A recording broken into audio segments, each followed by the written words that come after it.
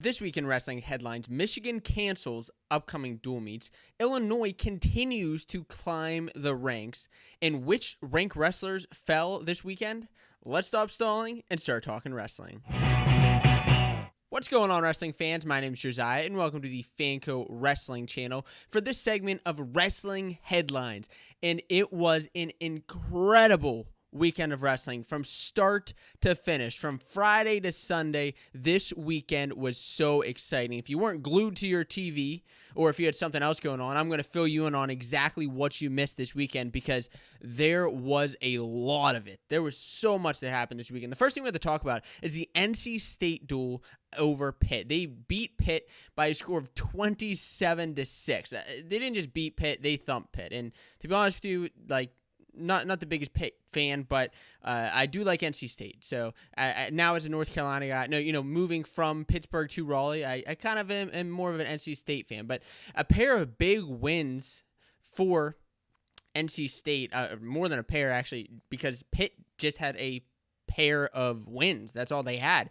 Philippi won at 133 and Luke Kemmer won at 149 pounds. But for NC State, the big wins they had is Thomas Bullard over Jake Wenzel. Those two have been going back and forth in the series, and right now Bullard is on top with a 2-1 winning in the series, and we'll see that duel again definitely at the ACC Championships. Tariq Wilson had a good match over Cole Matthews, but the big match that everybody wants to talk about, of course, is that Trumbull beat Nino Bonacorsi. Isaac Trumbull defeated Nino Bonacorsi by a score of 6-1, and this was, nobody really thought that you were going to see this weekend. Bonacorsi bumped up from 84 to 97 this season, and unfortunately right now, it's not paying off for him. We'll see what happens. There's still a little bit left in the season where things can change, but this is a big win for NC State's Isaac Trumbull.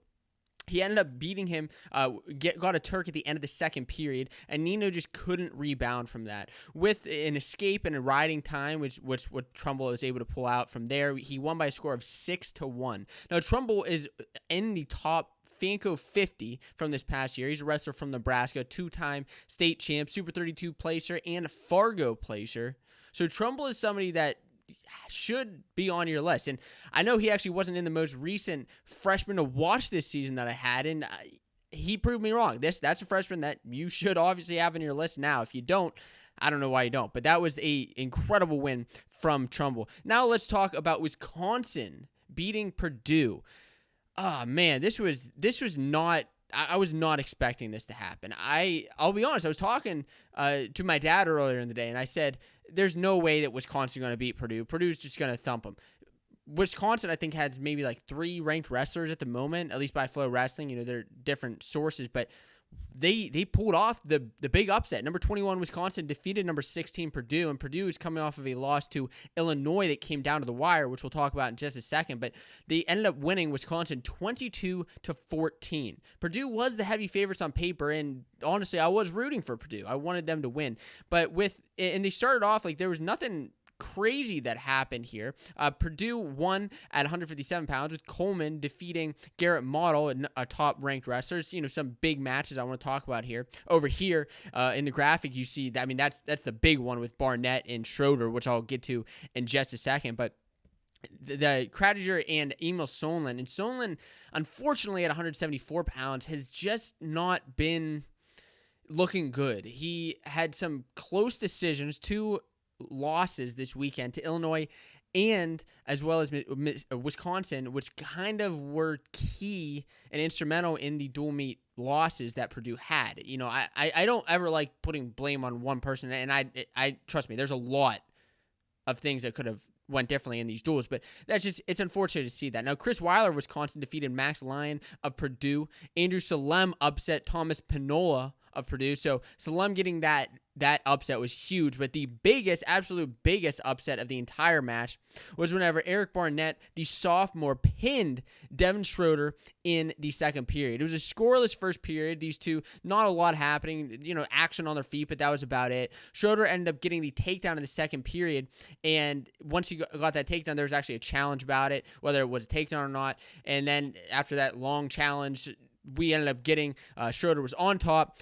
but ended up getting flipped around in a headlock and pinned after just a tough ride. That was an absolutely crazy win right there. Of course, that clip coming to you from the Big Ten Network. If you haven't checked them out on YouTube or on Instagram or Twitter, I highly recommend that you check out the Big Ten Network. Great wrestling clips. And Purdue finished strong with a major decision in the duel, but it just wasn't enough for them to get the victory. The next dual meet that I want to talk about that was big and a historic dual meet is Little Rock. Little Rock recorded their first ever D1 program win. They had wins over Fresno State and CSU Bakersfield. They beat Fresno State 35-11. So a nice win for them. And CSU Bakersfield, they beat by a score of 24-21, which was their first in-conference win in the program history. A newer program in Little Rock, but a great first win for them for their program to propel into the future. And then 4 big duels go down to the wire. And I want to talk about these duels because there were so many exciting duels this weekend that came right down to the wire. I was watching every single duel that I was able to. Friday night, Saturday, I was at one of my favorite duels of the weekend in the Campbell duel, which I'll talk about. And then I will end up discussing, after this segment, I will talk about the Michigan unfortunately canceling their duels, their upcoming duels with Penn State and Iowa. And I hope we get that postponed, and I'll explain why that's happening in just a little bit. But first, I want to talk about these big duels that went down to the wire. Campbell and App State. SoCon opponents. Campbell, the two-time reigning SoCon champions, going up against App State, who were the heavy favorites on paper.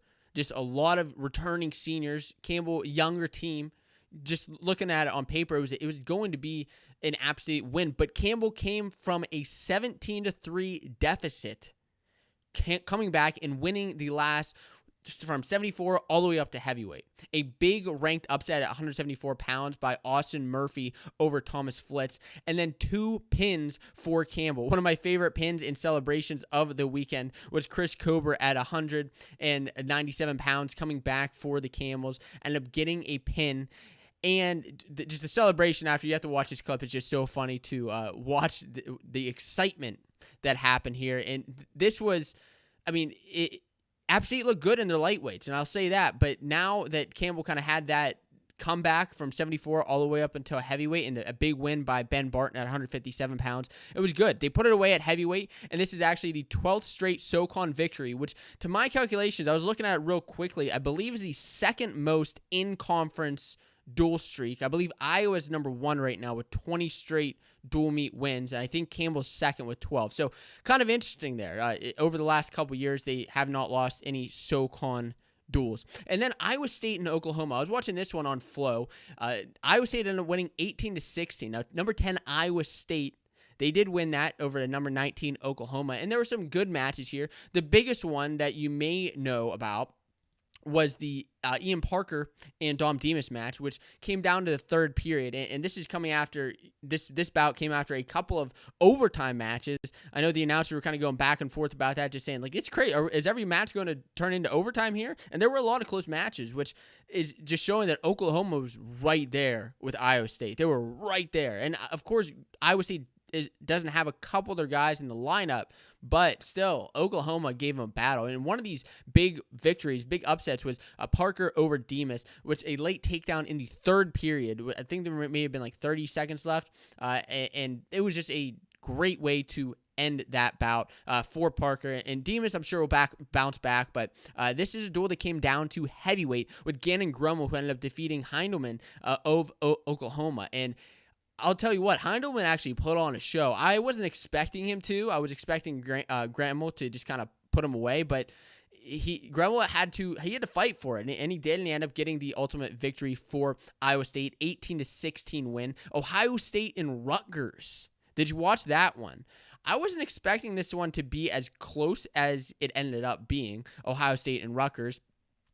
This was a score. Ohio State won 19-14 in a back-and-forth duel throughout the whole thing. Rutgers was up at the halfway point, 11-6, with a nice win by Sebastian Rivera over D'Amelio. That's the one win I did want to highlight in the lighter weights. Rivera won by a score of 11-2, major decision. Just kept getting takedown for takedown on D'Amelio. He was looking strong. He was just looking like Seabass, looking good at 141. And it's funny, like Sebastian Rivera moved up from 25, taking out the top guy, 33, taking taking out the top guy. 41 taking out top guy. Like, Sebastian Rivera is, I'm excited to see his duels and at least his upcoming matches with like a Nick Lee, with a Jaden Ironman. I'm super stoked to see what happens in those duels. But Kennard ended up beating Cleary, top-ranked wrestler at 25 ranked wrestler for Ohio State. He lost, unfortunately, to Kennard. But then the big upset of this duel that I do want to discuss is Poznanski. Poznanski, the big freshman, huge upset at 184 pounds over Rocky Jordan, a top 10 ranked Rocky Jordan. Poznanski, previously unranked. He's going to jump into the rankings this week. But Rocky got a takedown right away. And this was, like, honestly, one of my favorite matches to watch this weekend, just because this is one that went back and forth. And Jordan's a younger guy too, but this is just a match that, geez, like, Jordan started out with a takedown, but then Poznanski ended up getting the escape and firing one right back at him in the first period. In the second period, Poznanski scoring off of Rocky Jordan's shots, which was exciting to watch that kind of scramble and action happening. Poznanski's just, he's fast. He's so quick on his feet. And Jordan ends up getting the takedown in the third period after an escape to tie it up 6-6. But not long after the escape, Poznanski scores a takedown with 30 seconds left to win the match. He won the match, and ultimately, unfortunately, Rutgers did not win that duel for him, but Ohio State ended up with that victory, and it came down to the wire again because Hoffman bounced back after an upsetting loss to Illinois, beating and upsetting number 14 Billy Janger, and Orndorff put it away against Christian Colucci at heavyweight. And the last big upset, before I get into the unfortunate Michigan circumstances that happened, I want to talk about Purdue and Illinois. Purdue and Illinois came down to the wire. And like I said, I was talking about Purdue a little bit earlier, and it's unfortunate because Purdue, they were a top 5 ranked team, and Illinois has now kind of solidified themselves into that top 5 spot in the Big Ten. And I'll have my updated Big Ten rankings coming out in the upcoming Big Ten Tuesday video. But Illinois, whether you want to put them at 5 or 6, depending, Minnesota's in there too, who Illinois hasn't beat yet. But number 16 Purdue lost to number 24 Illinois, and it came down to the last match, 19-17 score. And everything was going according to plan, kind of at up to 174 pounds. And when I say that, ranked guys were beating guys who were unranked. Like, there were just, like, not a lot of crazy things. Like, not a crazy lot of things that happened until 174. Mikey Carr won. Kendall Coleman won. Garrett Ninehouse made his debut. I talked about him in my recent freshman videos, which I was stoked to see him get the major decision. Unfortunately, for whatever reason, Illinois didn't send out Bronigal, which I would have liked to see Ninehouse wrestle him to see how he would have done against him. But at 74, Solon unfortunately lost 2-1 to an unranked DJ Shannon. And then Purdue bonused their way back. They were down at that point, but started bonusing their way back with 2 wins. 184 Lion over Zach Bronigal. That was a nice win for him. And then Luke Luffman was able to put it away at heavyweight with the decision there. And ultimately, Illinois ended up winning. They're undefeated right now, 4-0. 4-0 is Illinois, with wins over Ohio State, Wisconsin, and now Purdue. Next up on their schedule is Iowa. Now, listen, I've liked watching Illinois this season, but they're not going to stand a chance against Illinois.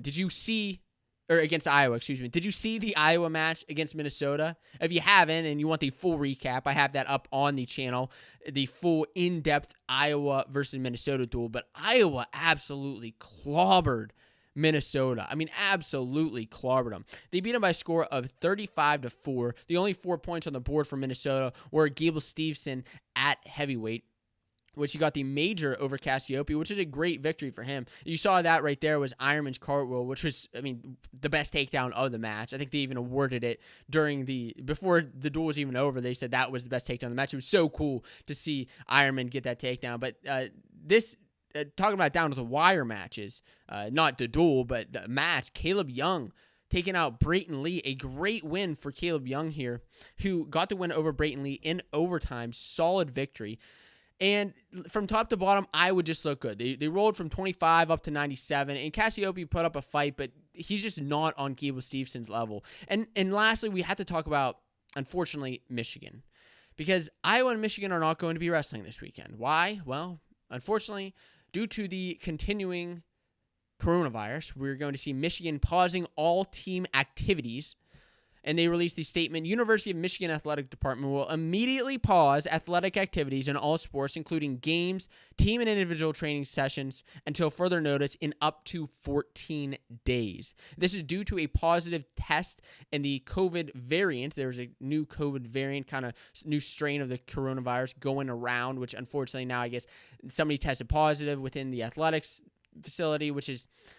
And it's very unfortunate. The team's now going to have to isolate and quarantine until February 7th, meaning, at the very least, we're not going to get Michigan versus Illinois, Iowa, Wisconsin, or Penn State. So now we're not going to see, essentially, the top 3 teams wrestle each other. We're not going to see Michigan and Iowa or Michigan and Penn State. And there's not a lot of room to wiggle in the Big Ten schedule right now. These teams are going, the Big Ten's going back to back to back to back to back weekends with not a lot of wiggle room up until the conference championships. And right now, Penn State has their team activities postponed, with their most recent dual meets in the last 2 weekends being postponed. I hope that trend doesn't continue, because I want to see this competition. Obviously, I hope everybody's safe, but it's just, I really want to see that competition. And please let me know what your favorite dual meet of the weekend was. What do you think about the Michigan, unfortunately, canceling their upcoming dual meet against Iowa? What was your favorite celebration or just match of the weekend? Because this is upset week. This was upset week. The landscape of the NCAA is going to be changing from here on out with a lot of the upcoming new rankings. Can't wait to see where everybody's ranked this week. Drop a comment on your thoughts down below.